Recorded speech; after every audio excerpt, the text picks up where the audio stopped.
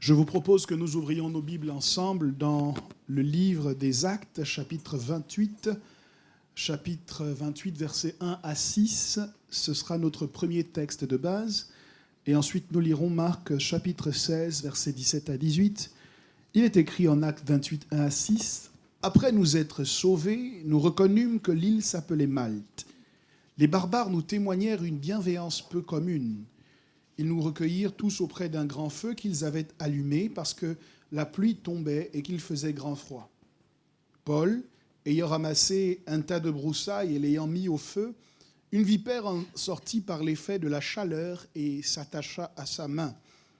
Quand les barbares virent l'animal suspendu à sa main, ils se dirent les uns aux autres, « Assurément, cet homme est un meurtrier, puisque la justice n'a pas voulu le laisser vivre après qu'il a été sauvé de la mer. » Paul secoua l'animal dans le feu et ne ressentit aucun mal. Ces gens s'attendaient à le voir enfler ou tomber mort subitement, mais après avoir longtemps attendu, voyant qu'il ne lui arrivait aucun mal, ils changèrent d'avis et dirent que c'était un dieu. Le deuxième texte que je vous propose se situe en Marc, chapitre 16, versets 17 à 18. C'est Jésus qui parle à ses disciples, il leur dit « Voici les miracles qui accompagneront ceux qui auront cru. En mon nom, ils chasseront les démons, ils parleront de nouvelles langues, ils saisiront des serpents, s'ils boivent quelque breuvage mortel, il ne leur fera point de mal. Ils imposeront les mains aux malades, et les malades seront guéris. » Quelqu'un donne gloire à Dieu pour sa parole. Ceux qui m'ont précédé à l'instant ont fait une représentation imagée d'un combat de boxe, et c'est avec une illustration issue de l'histoire de la boxe que je veux commencer. Il y avait un homme terrible dans le monde de la boxe qu'on appelait Mike Tyson. Personne n'avait pu résister. En fait, il gagnait tous ses combats par KO. Et personne, il demeurait invaincu jusqu'à ce qu'il soit confronté à un certain Buster Douglas. Buster Douglas, qui était un outsider, qui n'avait normalement aucune chance de vaincre Mike Tyson, a réussi à tenir devant lui ou contre lui en dépassant le premier, le deuxième, le troisième round, pour démontrer en fait que Mike Tyson était très fort et cherchait à terminer très rapidement le combat, mais ce qui lui manquait, c'était l'endurance. Et donc, plus vous l'emmeniez plus vous lui résistiez et que vous l'emmeniez dans des rounds au-delà du troisième, au-delà du quatrième, plus vous augmentiez vos chances de le battre. Et c'est ainsi que Buster Douglas a réussi à vaincre Mike Tyson pour une raison simple. C'est qu'après le premier round, il était toujours là. Après le deuxième round, il était toujours là. Après le troisième, il était toujours là. Et la Bible m'enseigne que lorsque Paul a été confronté à ce serpent qui s'est attaché à sa main, qu'il l'a simplement agité dans le feu, les gens le regardaient, ils s'attendaient à le voir tomber, enfler, mourir. Mais après avoir longtemps attendu, Paul était toujours là. Et c'est le titre que je donne à mon partage de ce matin, « Toujours là ». J'aimerais que tu dises à ton voisin, « Je suis toujours là ». Tourne-toi vers un autre voisin, dis « Je suis toujours là ».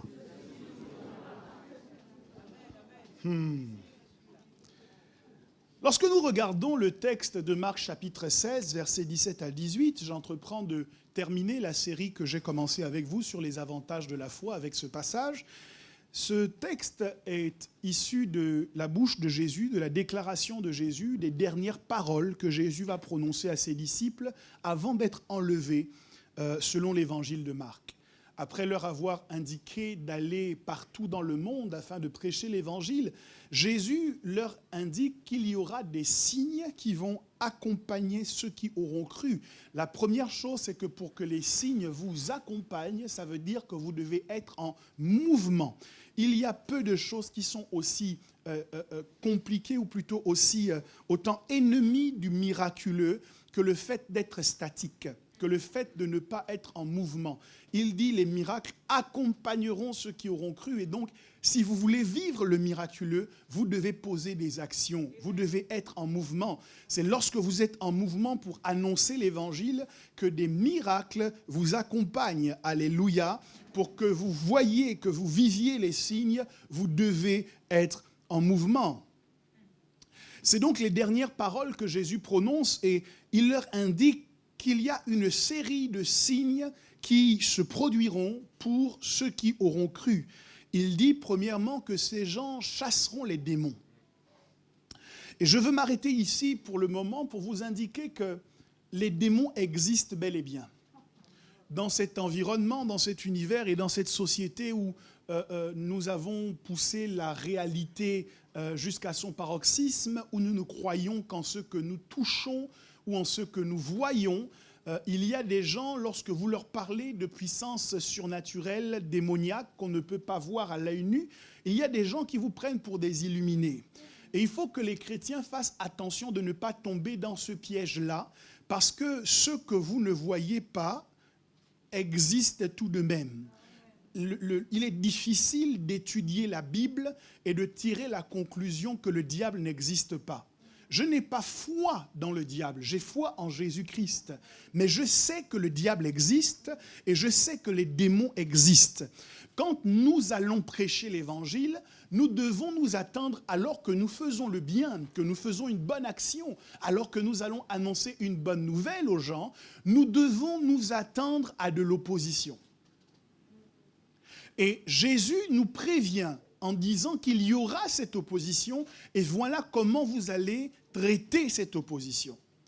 Jésus dit particulièrement au sujet des démons, dont nous avons dit à l'instant qu'ils existent bel et bien, que nous n'avons pas de conversation à entretenir avec les démons. Il y a un enseignement vaseux, extrêmement douteux, qui consiste dans le cadre de la délivrance à questionner le démon sur les raisons pour lesquelles il est là, à prendre des notes sur les informations que le démon pourrait donner. Et Jésus ne nous a jamais dit de tenir des conférences avec les démons. Jésus nous a dit, ils chasseront les démons.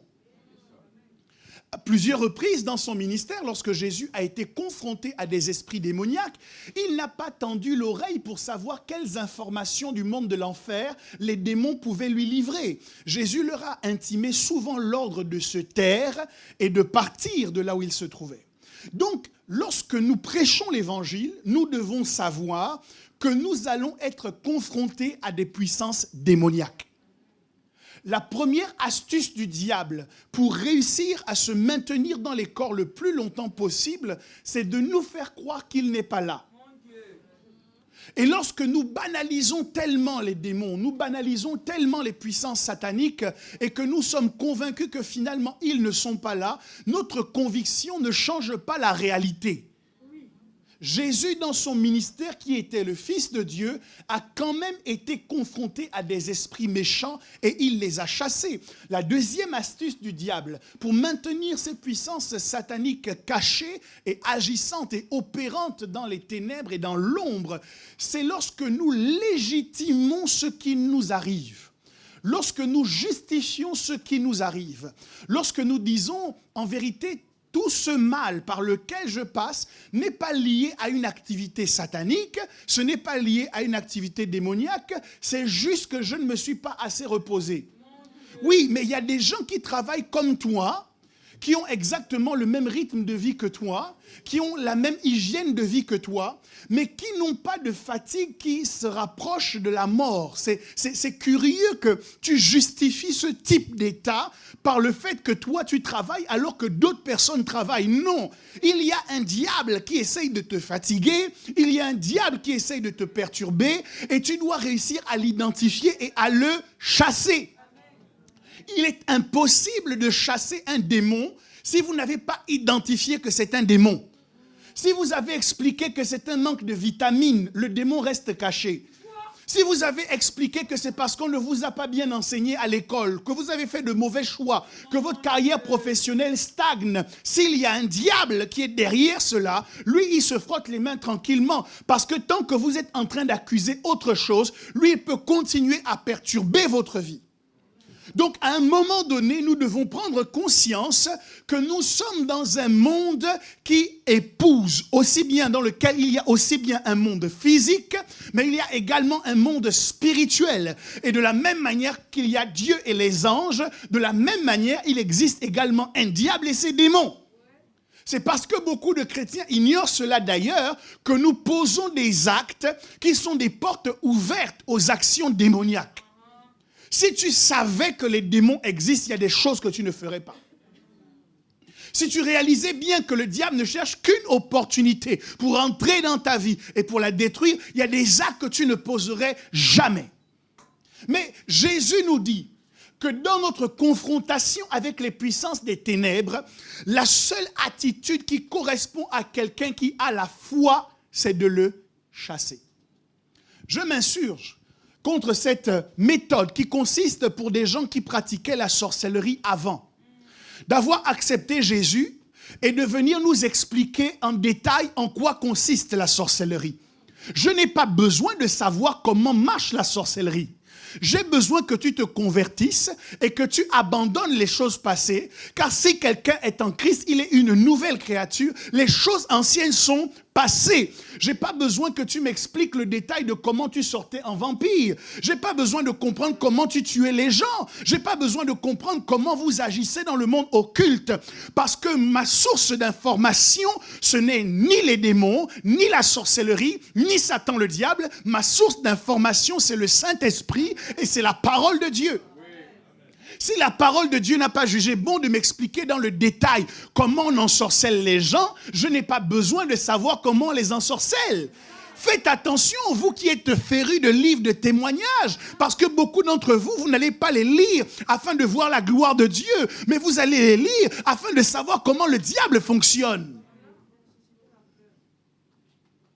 Jésus dit, vous n'avez pas besoin de parler avec eux.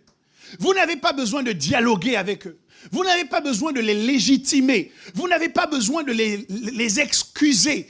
Votre comportement avec les puissances des ténèbres doit consister à les expulser, à les chasser. Lorsque tu identifies que dans ta vie, il y a quelque chose qui ressemble à une manifestation satanique, il y a une oppression démoniaque dans ta vie, ne va pas croiser les bras, ne va pas te coucher en disant ça va passer. Lève-toi dans la prière et expulse ce diable de ton atmosphère. Chasse-le, qu'il soit au-dedans, qu'il soit en dehors, peu m'importe. Ce que je veux, c'est que tu l'expulses de ton environnement direct et qu'il ne puisse plus agir pour te perturber de la sorte. La deuxième chose que Jésus-Christ nous dit au sujet de ceux qui ont la foi, un autre avantage de ceux qui ont la foi, c'est qu'ils auront le pouvoir de parler de nouvelles langues. Et nous savons que cela s'est manifesté en partie, c'est manifesté lors de la Pentecôte où le Saint-Esprit est descendu sur les apôtres et qu'ils se sont mis à parler des langues qu'ils n'avaient pas apprises. Je suis d'accord avec cela. En revanche, lorsque Jésus dit « ils parleront de nouvelles langues », Jésus fait référence au fait qu'il existe des anciennes langues. Il dit que lorsque nous croyons, lorsque nous avons la foi, nous devons être emmenés à parler un langage différent. Nous devons être emmenés à parler une nouvelle langue. Nous devons avoir une nouvelle façon de nous exprimer. Nous ne devons pas continuer à nous exprimer et à parler comme nous parlions avant. Oui, il y a une façon de parler qui correspond à quelqu'un qui a la foi et il y a une façon de parler qui correspond à quelqu'un qui n'a pas la foi. Quelqu'un qui n'a pas la foi ne connaît pas le pouvoir de la parole. Et donc, il peut régulièrement utiliser sa bouche et sa langue pour s'auto-maudire, pour s'auto-détruire. Mais quelqu'un qui a la foi ne parle pas n'importe comment. Il y a des choses que tu ne dis jamais. Tu vas éviter de dire « c'est impossible » parce que tu as la foi. Et que la foi t'emmène à parler une nouvelle langue. Tu vois quelqu'un réagir ou poser un acte qui est exceptionnel et dire c'est impossible, c'est intégrer des limitations dans ta vie alors que Dieu ne t'a pas imposé ces limites. Parce que tu as la foi, tu vas avoir un autre type de langage et tu vas dire s'il peut le faire et que Dieu a le projet que je le fasse également, alors je le ferai. Il n'y a rien de trop difficile pour moi. Est-ce que tu peux dire avec moi, je le ferai? Ce n'est pas un esprit en face de toi qui réussit à doubler son chiffre d'affaires en une année. Ce n'est pas un esprit en face de toi qui réussit à monter son entreprise et à lui donner du succès. Non, c'est un homme fait de chair et de sang comme toi. Il a des yeux, il a des mains, il a un nez, il a une bouche, il a des oreilles. S'il est capable de le faire, alors tu es capable de le faire si c'est la volonté de Dieu pour toi. Et tu dois adopter un nouveau langage. Non pas le langage qui te bloque, non pas le langage qui te limite, non pas le langage qui te détruit, mais au contraire, le langage qui t'ouvre de nouvelles possibilités et qui te conduit à dire « je vais le faire, je vais y arriver, je peux le réaliser, je suis capable de le faire parce que j'ai cru en lui, je parle une nouvelle langue ». L'impossibilité ne doit pas faire partie de ton vocabulaire. Qui t'a dit que tu ne pouvais pas? Qui t'a dit que tu es nu? Qui t'a dit que tu ne peux pas y arriver? Qui t'a dit que ça ne marchera pas? Tu poses l'acte avec la conviction et la certitude que cet acte ne produira rien parce que tu n'as pas encore adopté la nouvelle langue.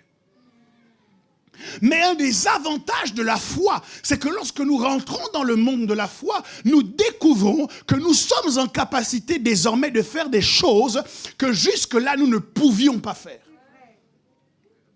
Celui qui n'a pas la foi peut parler avec légèreté sur ses enfants.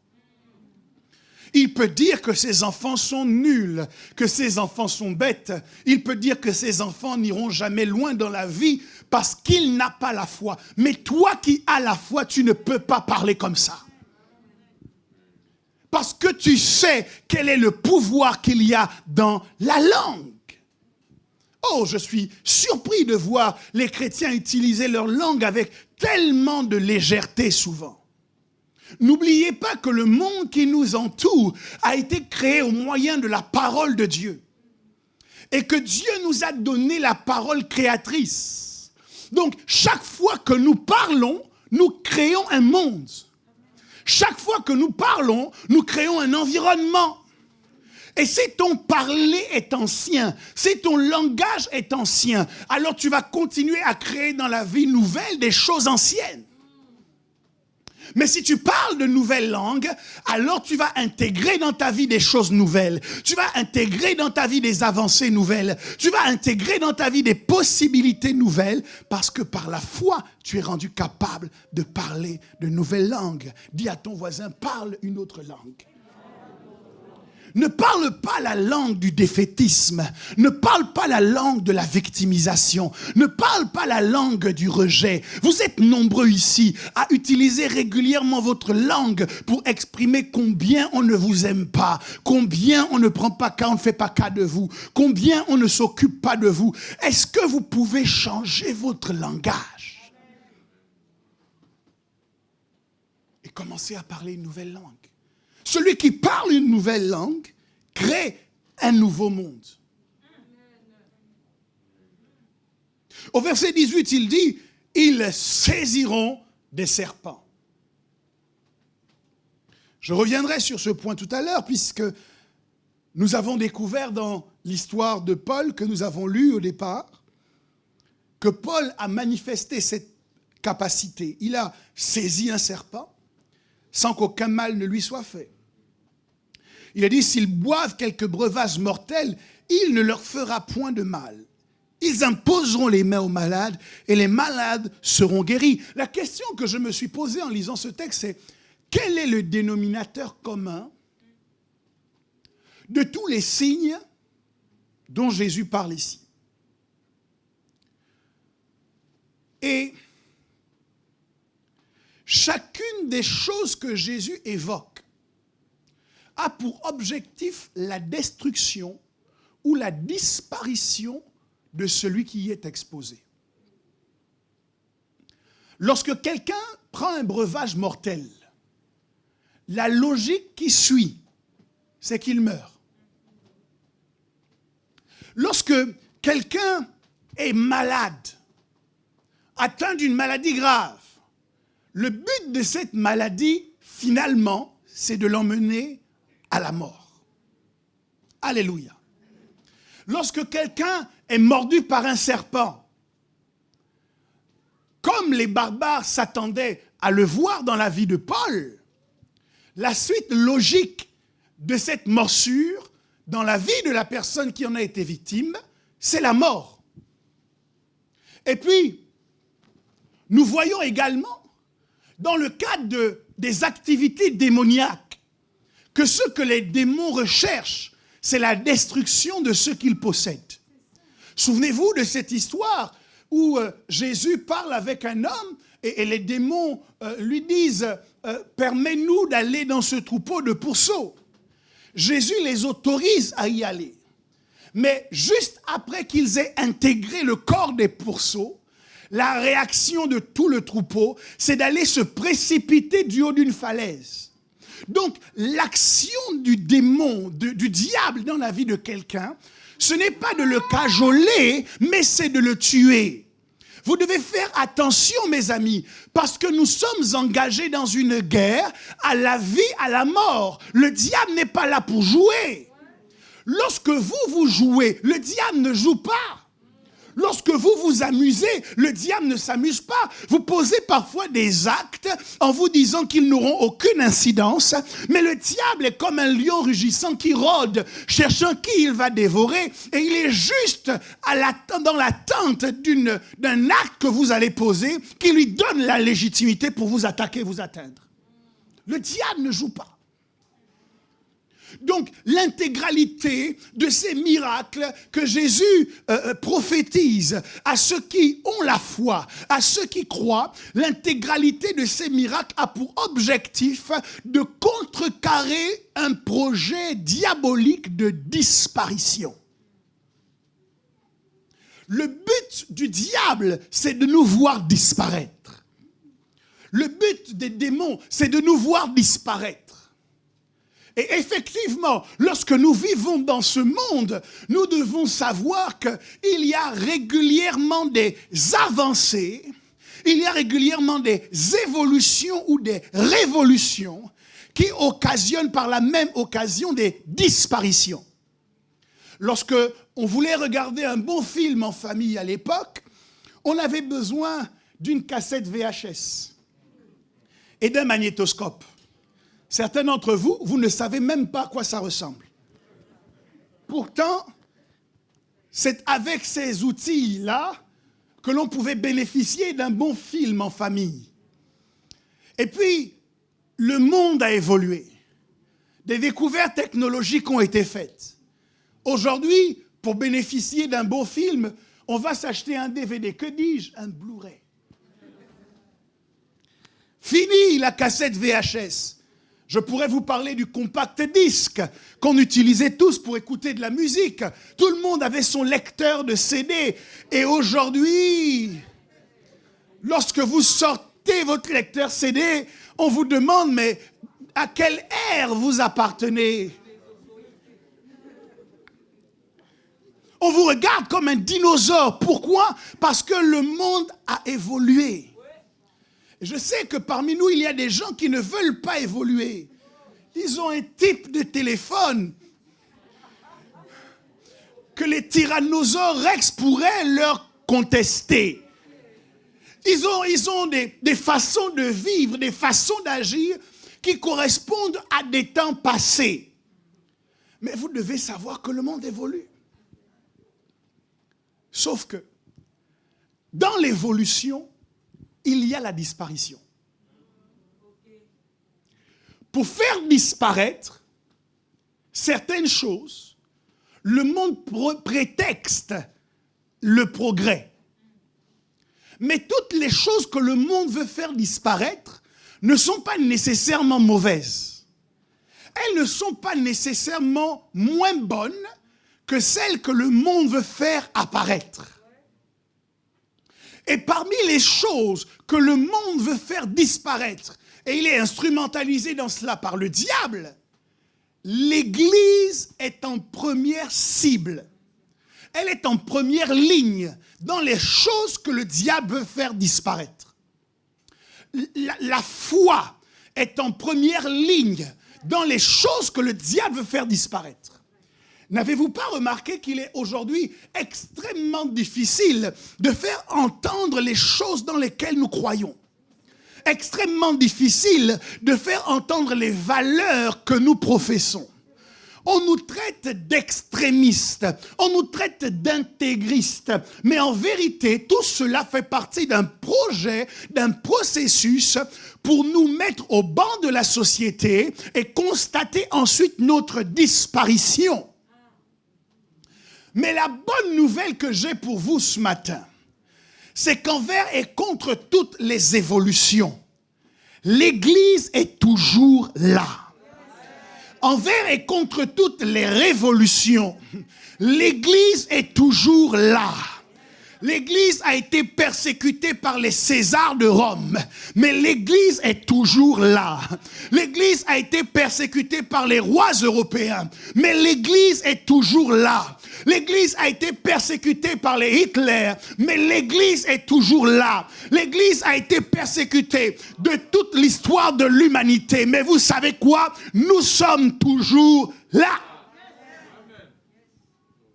Et la raison pour laquelle nous sommes toujours là, c'est parce que Dieu nous a donné un équipement qui permet non seulement notre sécurité, mais également notre pérennité. De la même manière que nous sommes protégés, la foi nous fait rentrer dans un univers où nous avons l'assurance de durer. Est-ce que vous avez remarqué qu'un grand nombre d'entreprises, lorsqu'elles veulent se montrer comme des entreprises dignes de confiance, vous disent « nous existons depuis telle date ». Et plus l'année qu'ils donnent est reculée, plus cela donne l'impression que vous pouvez leur faire confiance. Mais si l'Église devait rentrer dans le même jeu et que nous disions depuis quand nous existons, le monde comprendrait que nous sommes plus fiables qu'Harley Davidson, que nous sommes plus fiables que Mercedes et Porsche, que nous sommes plus fiables que les grandes entreprises qui sont au CAC 40. Parce qu'avant même que ces entreprises n'existent, l'Église était déjà là. L'Église a vu ces entreprises naître. Elle les a vues se développer. Et vous savez quoi? L'Église est toujours là. Dis à ton voisin, je suis toujours là. Et la Bible déclare que lorsque Paul est arrivé dans cet endroit et qu'un serpent s'est attaché à sa main, le serpent l'a mordu, tout le monde s'attendait à voir Paul mourir. Aujourd'hui, beaucoup de gens s'attendent à voir l'Église mourir. Beaucoup de gens s'attendent à voir ta foi périr. Beaucoup de gens s'attendent à voir tes valeurs disparaître. Mais j'aimerais que tu leur donnes la même expérience que celle que Paul a donnée aux barbares. Ils étaient là, suspendus à ses moindres faits et gestes, en se disant, il va mourir, c'en est fini de lui. Mais plus ils pensaient cela, plus l'énergie montait et était renouvelée dans le corps de Paul. De la même manière, j'annonce que quelles que soient les stratégies du diable pour nuire à ta foi, pour nuire à l'existence de l'Église, je déclare et je décrète que l'énergie divine va continuer à se renouveler en toi. L'énergie divine va être restaurée en toi, afin que tu puisses dire au diable et à ses démons, je suis toujours là. Il y a quelqu'un que le diable voulait faire mourir en 2020. Il y a quelqu'un que le diable voulait faire mourir en 2021. Mais tu sais quoi? Tu es toujours là. Le diable se lève contre ta foi. Le diable se lève contre ta santé. Le diable se lève contre tes finances. Mais toi et moi, nous pouvons constater que tu es toujours là. Combien de fois as-tu pensé que tu allais faire faillite? Combien de fois as-tu pensé que les huissiers allaient t'attraper? Mais tu es toujours là. Tu es toujours dans ta maison. Tu es toujours là. Avec tes biens, avec tes enfants, avec ta famille. Combien de fois tu as pensé que c'en était fini de toi, que tu allais mourir parce que tu sentais la faiblesse dans ton corps? Mais la bonne nouvelle, c'est que tu es toujours là. Malgré la maladie, tu es toujours là. Malgré les problèmes d'argent, tu es toujours là. Malgré la jalousie, tu es toujours là. Malgré l'hypocrisie, tu es... Oh, est-ce que... Je dis qu'il y a une puissance de préservation dans la foi. Je n'ai pas la foi parce que je m'ennuie, mais la foi que j'ai a un avantage caché, un avantage secret. Cet avantage, c'est que lorsque normalement je devrais m'arrêter, lorsque normalement je devrais disparaître, je continue à avancer. Non pas par ma force, mais par la force du Tout-Puissant. Parce que celui qui est faible doit dire je suis fort, celui qui est pauvre doit dire je suis riche, celui qui a la foi accomplit des miracles qui entraînent sa pérennité. Since 2000 ans, l'Église de Jésus-Christ, depuis 2000 ans, prêche l'Évangile. Depuis 2000 ans, gagne des âmes. Depuis 2000 ans, baptise des hommes et des femmes. Depuis plus de 2000 ans, chasse les démons. Depuis 2000 ans, bouscule les empires. Depuis 2000 ans, réconcilie les hommes avec Dieu. Depuis 2000 ans, enseigne aux hommes comment ils doivent vivre sur la terre des vivants. Depuis 2000 ans, met un terme aux actions de l'ennemi dans les nations. Depuis 2000 ans, fait reculer la puissance des ténèbres. Depuis 2000 ans, arrête les plaies qui s'abattent sur les pays. Je dis que nous sommes l'Église et que nous sommes dignes de confiance parce que nous avons été fondés en Jésus et que Jésus nous a donné le moyen de durer et de traverser les crises sans craindre pour notre existence.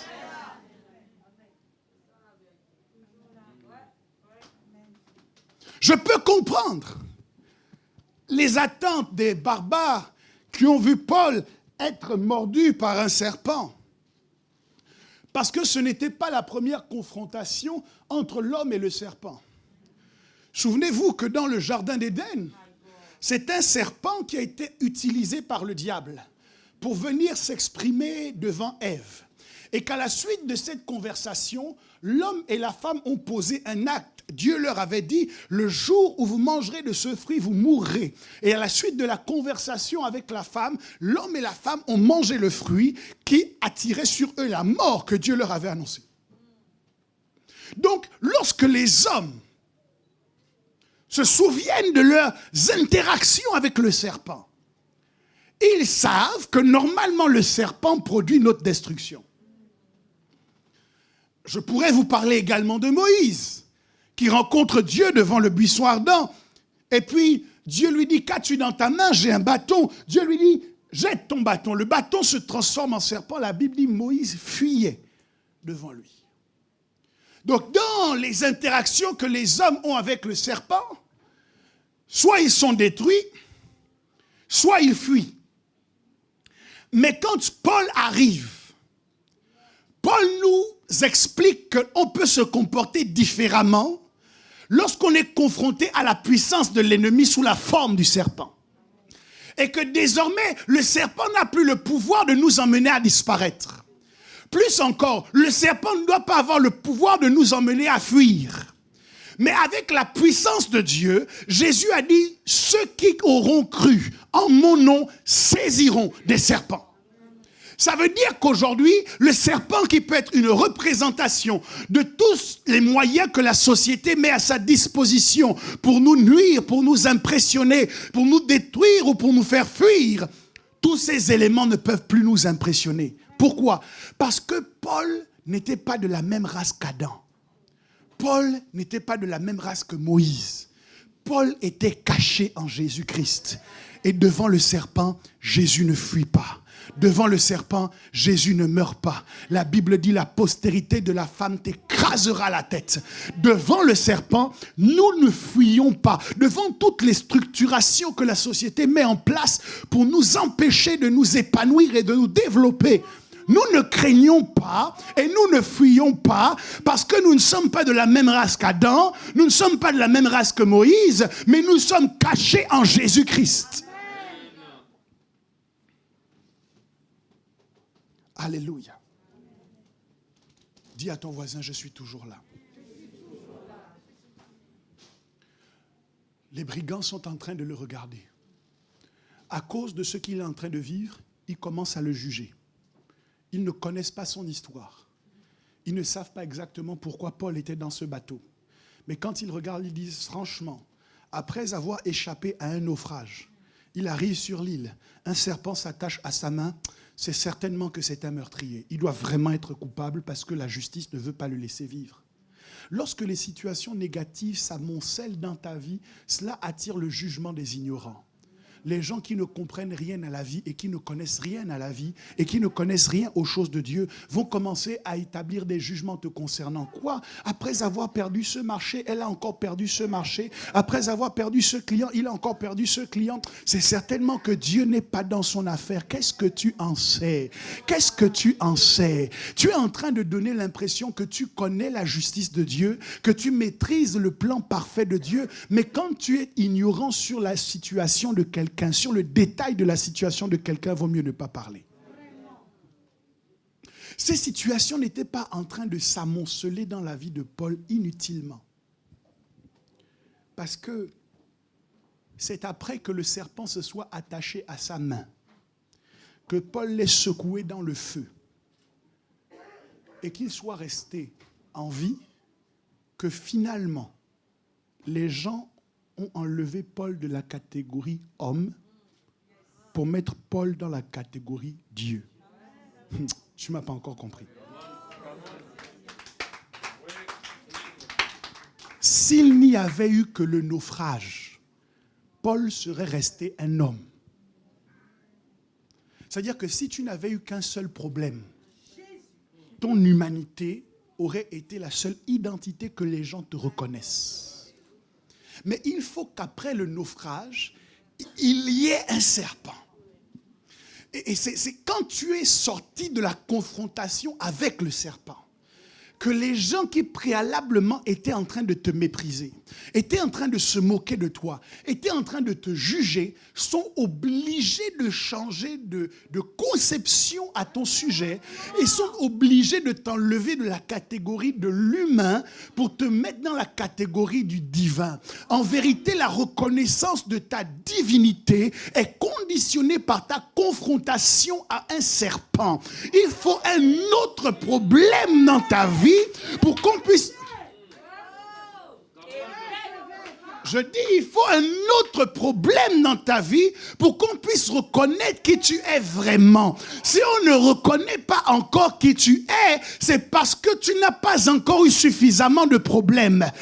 Il y a d'autres personnes qui vont me dire, mais évêque, j'ai déjà beaucoup de problèmes. Ce qui a distingué Paul, ce n'était pas l'abondance de problèmes, c'était que malgré les problèmes, Paul était toujours là.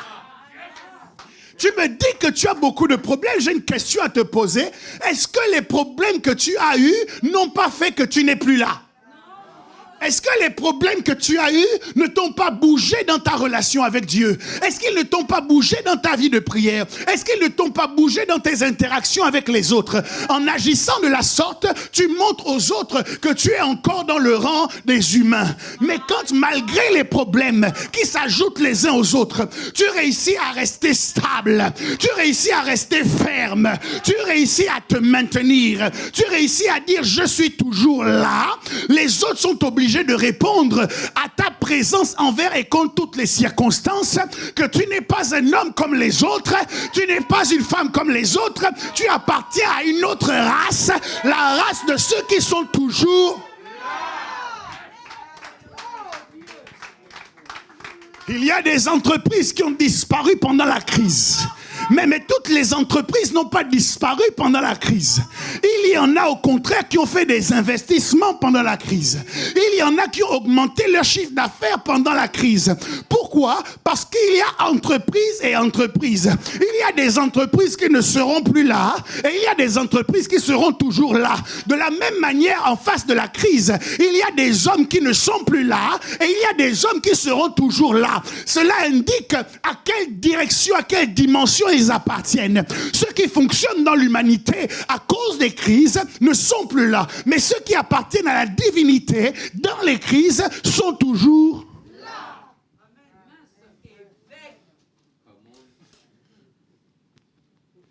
Ce roi se lève de bon matin. Je ne suis pas sûr qu'il ait trouvé le sommeil pour courir auprès de la fosse aux lions dans laquelle on avait jeté Daniel. Et c'est lui qui crie « Daniel, Daniel !» Ton Dieu t'a-t-il secouru? On avait jeté Daniel dans la fosse aux lions la veille. Mais vous savez quoi? Le lendemain, Daniel était toujours là. Malgré le fait que les lions étaient affamés, Daniel était toujours là. On a balancé Shadrach, Meshach et Abed-Nego dans la fournaise ardente. Mais vous savez quoi? Quand le roi est venu regarder, Shadrach, Meshach et Abed-Nego étaient toujours là. Tu sais, ton problème, c'est que tu attends l'avancement. Voilà. Pour parler de progression, tu attends l'avancement. Est-ce que je peux te surprendre en te disant que parfois, ce n'est pas l'avancement qu'il faut attendre, ce n'est même pas à l'avancement qu'il faut prétendre, il faut prétendre au maintien. Parce que dans un ring, tu ne peux pas avancer beaucoup. Tu es limité par le ring. Mais la seule chose que tu as à faire, c'est d'être là. Et tant que tu es toujours là, tu forces ton ennemi à dépenser toute son énergie pour se rendre compte que finalement, il n'a pas le moyen de te terrasser. Et quand il est essoufflé, toi, tu le secoues dans le feu parce que tu es toujours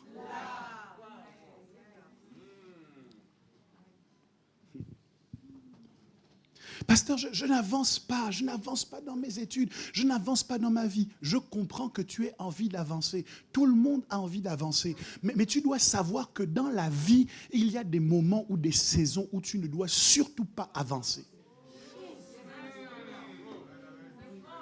Parce que ce qui compte pour Dieu à ce moment-là, c'est que tu sois toujours. Si la bénédiction tarde, si la prophétie tarde, attends-la, car elle s'accomplira, elle court vers son terme, elle s'accomplira certainement. Mais il ne faut pas qu'au moment où elle arrive pour s'accomplir, toi tu ne sois plus là. Tu as besoin d'être toujours là, pour que la prophétie de providence te trouve là, pour que la prophétie de la provision divine te trouve là, que la prophétie de l'abondance te trouve là, la prophétie du mariage te trouve là. Tu dois travailler à être toujours là. Et ils ont regardé Paul. Certainement, cet homme est un meurtrier. Certainement, il va mourir. Il va gonfler. Il va mourir. Comme quoi, vous avez compris que leur attente, c'était d'abord qu'il... Ça veut dire quoi? Ça veut dire que quand tu commences à gonfler, c'est la mort qui n'est pas loin. Ce n'est pas dans cette église, ça doit être au Zimbabwe, mais il y a souvent des Zimbabwéens dans l'église qui gonflent. Quand on te dit A, tu gonfles, on te dit B, tu gonfles, on ne peut plus rien te dire, tu gonfles. Quand tu gonfles, tu es sur le chemin de la mort. Ce qui a sauvé Paul, c'est qu'il n'a pas gonflé. Vous savez pourquoi il s'attendait à ce qu'il enfle? Parce que quand le serpent te mord, pour eux, il était habituel que quelqu'un qui est mordu par un serpent commence à enfler. Donc quand vous voyez dans cette église du Zimbabwe des gens qui commencent à enfler, c'est que ils ont été mordus. Demande à ton voisin, qui t'a mordu?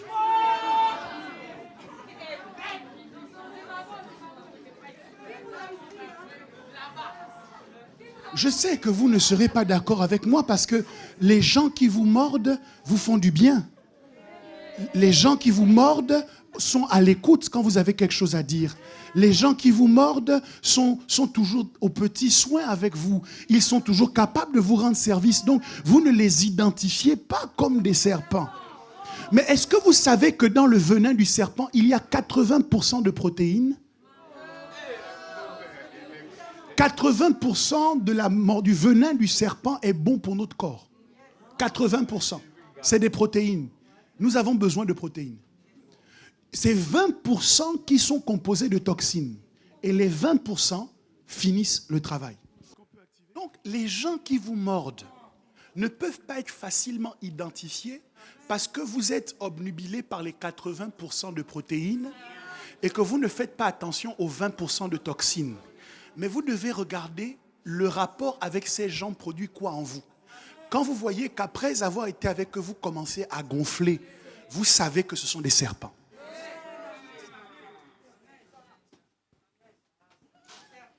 Mais Jésus nous a fait une promesse.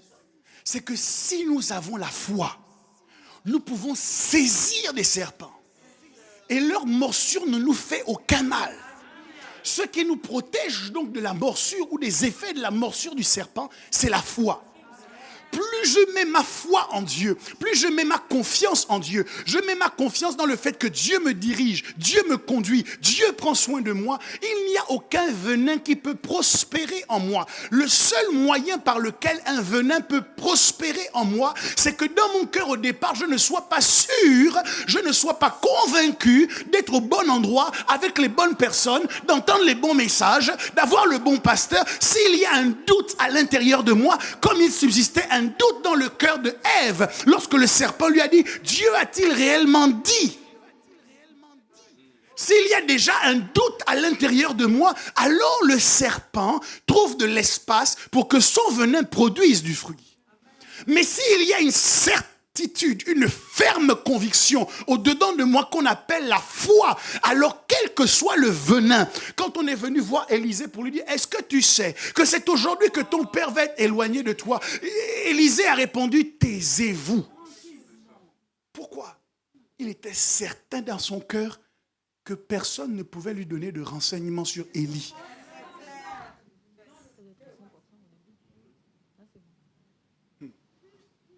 Alors, tu as peut-être été mordu. Mais gloire soit rendue à Dieu. Tu es toujours là. Tu as peut-être été oppressé par des esprits démoniaques. Mais gloire soit rendue à Dieu. Tu es toujours là. Peut-être que tu as été très malade. Mais gloire à Dieu. Tu es toujours là. La foi nous permet non seulement de perdurer dans l'environnement et dans la maison de Dieu, mais la foi nous permet également de traiter ces choses. Alors je voudrais pendant quelques instants que nous nous tenions debout et nous allons prier. C'est une promesse que Jésus nous a faite. Il nous a dit, ceux qui auront cru, 1, chasseront les démons. Alors pendant quelques minutes, nous allons élever nos voix. Et nous allons prier contre toute forme d'oppression satanique. Contre nos vies, contre notre esprit, contre notre âme, contre tout ce que nous sommes et que nous avons. Je voudrais que nous entrions dans le combat spirituel parce que le combat spirituel fait partie de la foi chrétienne. Il a dit, ils chasseront les démons. Demande à ton voisin, as-tu la foi? Est-ce que tu crois dans le nom de Jésus? Si tu crois dans le nom de Jésus, alors chasse les démons. Élevons nos voix et commençons à prier dans le nom de Jésus.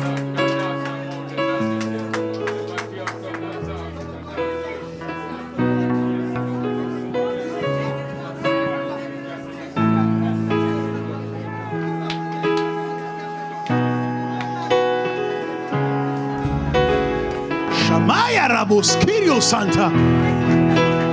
Nous prenons autorité ce matin contre tout esprit méchant, contre tout esprit impur qui opprime, qui oppresse les enfants de Dieu. Dans le nom de Jésus-Christ de Nazareth, nous prions maintenant contre toutes ces principautés, ces dominations, ces esprits méchants dans les lieux célestes. Parce que nous avons la foi dans le nom de Jésus. Nous déclarons et nous décrétons que les démons sont chassés, que les esprits impurs sont tourmentés. Nous les renvoyons dans les lieux arides. Diable, tu n'as pas ta place dans le corps de mon frère, de ma sœur. Diable, tu n'as pas ta place dans l'atmosphère de cette église. Diable, tu n'as pas ta place, tu n'as pas ta place. Alors je te chasse, je te chasse, je te chasse, je te chasse, je te chasse dans le nom de Jésus-Christ. Dans le nom de Jésus. Tu es es chassé, tu es chassé, tu es chassé, tu es chassé. Esprit d'impureté, esprit de maladie, esprit d'impureté, esprit de débauche, esprit d'iniquité, je vous chasse dans le nom de Jésus, dans le nom de Jésus, dans le nom de Jésus.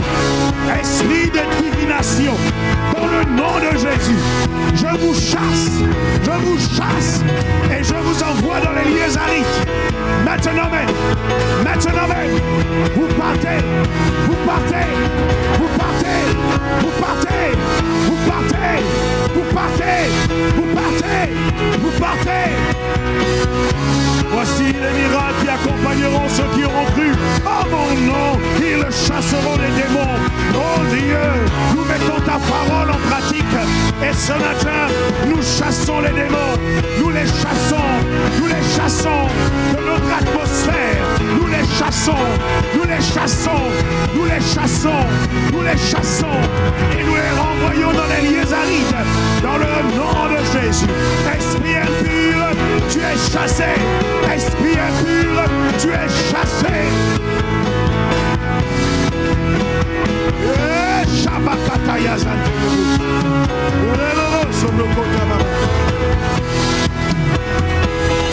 Il dit, ils parleront de nouvelles langues.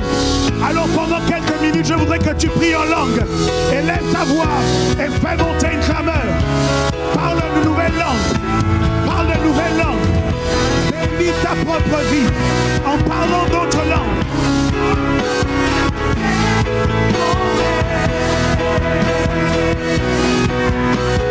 Par la foi.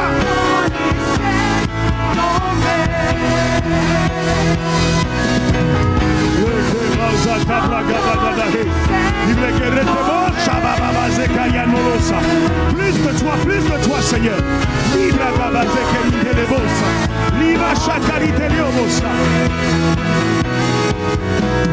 Maintenant, dans ta prière, enlève les limitations de ta vie.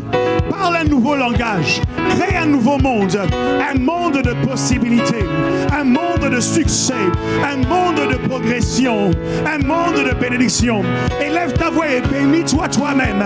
Élève ta voix et dis de bonnes choses à ton sujet.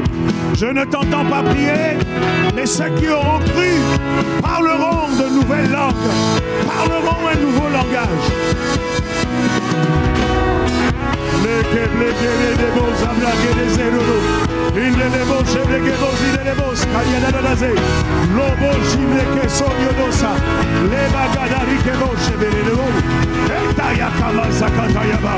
Que les limitations tombent, que les limitations tombent, que les limitations tombent, que les limitations tombent. J'annonce et je déclare qu'ils pourront faire des exploits. Vous pouvez faire des exploits. Vous êtes capable d'aller plus loin.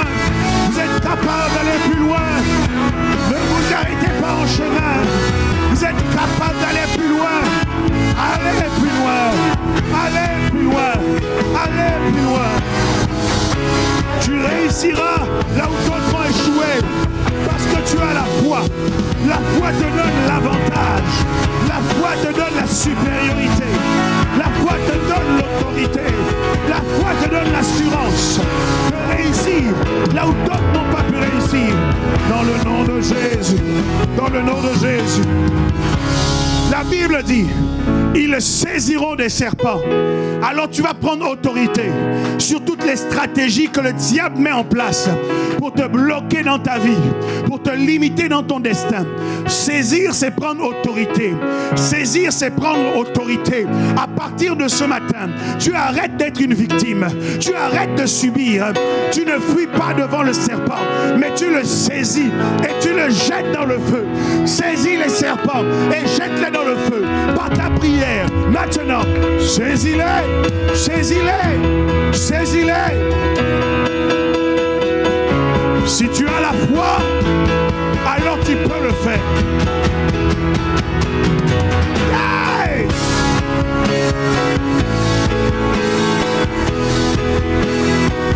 Je dis, si tu as la foi, alors tu en as le droit.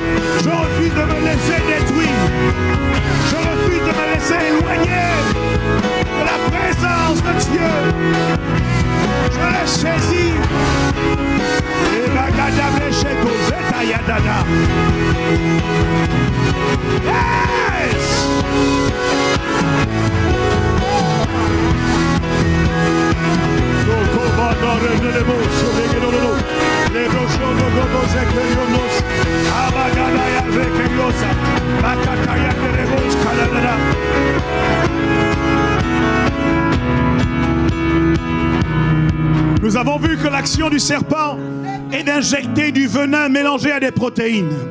Tu vas prendre autorité en disant: Seigneur, il y a des choses que j'ai entendues, que j'ai vues, qui m'ont emmené à gonfler. Mais aujourd'hui, je refuse de m'attacher à ces choses et je les jette dans le feu. Je jette les 80% de protéines et les 20% de toxines. Je refuse de me laisser embrumer l'esprit par des choses qui ressemblent à de bonnes choses, par des messages qui ressemblent à de bons messages, mais qui au contraire sont teintés de venin. Je refuse de me laisser empoisonner l'esprit, de me laisser empoisonner le christianisme par des paroles de serpent. Je m'en détache et je les jette dans le feu. Et lève ta voix maintenant et prie. Hey. Vas-y, vas-y, vas-y. Il ne te reste que quelques minutes.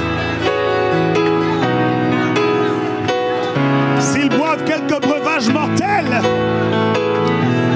ils ne seront pas affectés. Que le venin qu'on a voulu m'injecter soit expulsé de mon corps maintenant. Ah! Je le jette dans le feu. Je refuse le venin. Je refuse d'être empoisonné. Je refuse d'être empoisonné. Je refuse de gonfler. Je refuse d'enfler. Que les sentiments d'orgueil que le diable a injecté dans mon cœur, que le manque d'humilité que le diable a injecté en moi puisse être détruit, détruit, détruit, détruit au nom de Jésus. Je refuse de gonfler, je refuse d'enfler, mais que ton humilité, Seigneur, soit mon partage, car l'humilité précède la gloire, l'humilité précède la gloire, l'humiliation précède la gloire. Alors j'accepte de m'humilier et je refuse de m'enorgueillir.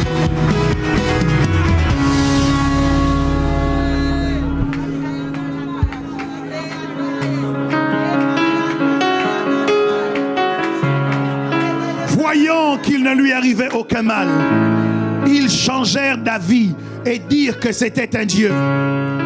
À partir de ce matin, décide de changer de catégorie. Rentre dans la dimension de ceux qui sont toujours là. Après les blessures, toujours là. Après les morsures, toujours là. Après les problèmes, toujours là. Après les obstacles, toujours là. C'est la part de la divinité de marcher dans la pérennité. Alors élève ta voix et proclame la pérennité dans ce que tu fais. Proclame la pérennité dans ton positionnement. Proclame la pérennité dans tes entreprises. Proclame la pérennité dans les bonnes décisions que tu prends. Le moment est venu de prier. Alors élève ta voix et prie. Change de dimension. Passe de l'humanité à la divinité. De l'humanité à la divinité. De l'humanité à la divinité. Deviens quelqu'un de surprenant pour ceux qui t'ont observé et pour ceux qui t'ont jugé. Deviens une surprise pour ceux qui t'ont combattu. Deviens une surprise, une équation irrésolvable pour ceux qui ne donnaient pas chair de ta peau, pour ceux qui disaient j'en ai fini de toi. Donne-leur une leçon de vie. Donne-leur une leçon de vie. Donne-leur une leçon de vie. Malgré les échecs, je suis toujours là. Malgré le célibat, je suis toujours là. Malgré les problèmes de mariage, je suis toujours là. Malgré les problèmes d'hypertension, je suis toujours là. Je suis toujours là. Je suis toujours là.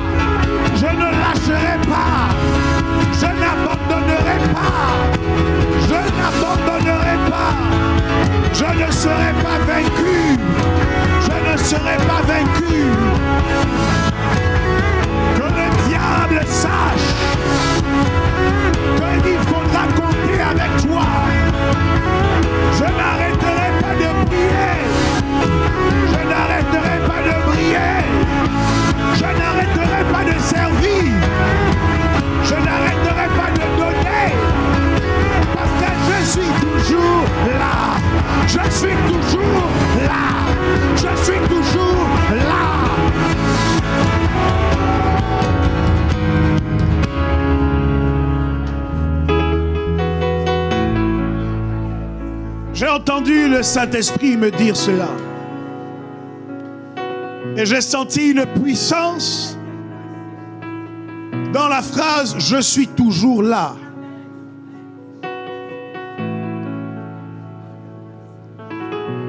Je voudrais que tu lèves tes mains vers le ciel. En signe de réception de cette grâce que Dieu déverse sur ceux qui sont toujours là. Et que tu pries en disant envers et contre tout, je n'abandonnerai pas. Je ne lâcherai pas. Il y a des chrétiens qui s'éloignent de Dieu parce que Dieu ne leur a pas donné ce qu'ils ont demandé. Mais nous ne faisons pas partie de ce christianisme-là. Nous ne suivons pas Dieu parce qu'il nous donne des choses. Nous le suivons parce que nous l'aimons. Qu'il donne, qu'il ne donne pas, je suis toujours là. Que ça marche, que ça ne marche pas, je suis toujours là. Ah, est-ce que tu peux prier avec intensité? Parce qu'il y a un feu, il y a un feu qui est en train de s'allumer alors que tu revendiques le fait d'être toujours là, que tu revendiques la stabilité. Makataya Boskada. C'est mon serment, je suis toujours là. C'est mon serment, je suis toujours là. Pendant que tu pries, il y a une puissance qui tombe. Hey, ça va y aller, ça va y aller,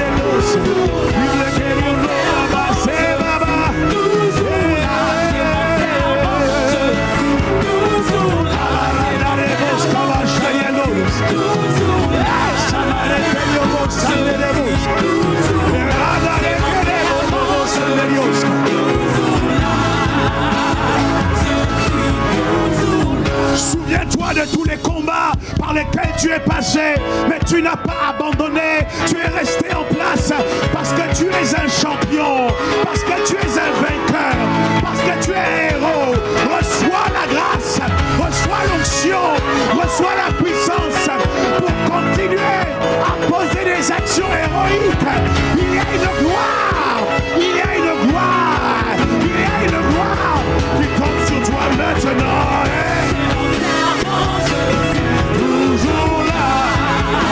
Masakaya Blagado Robo Sekaya Naze.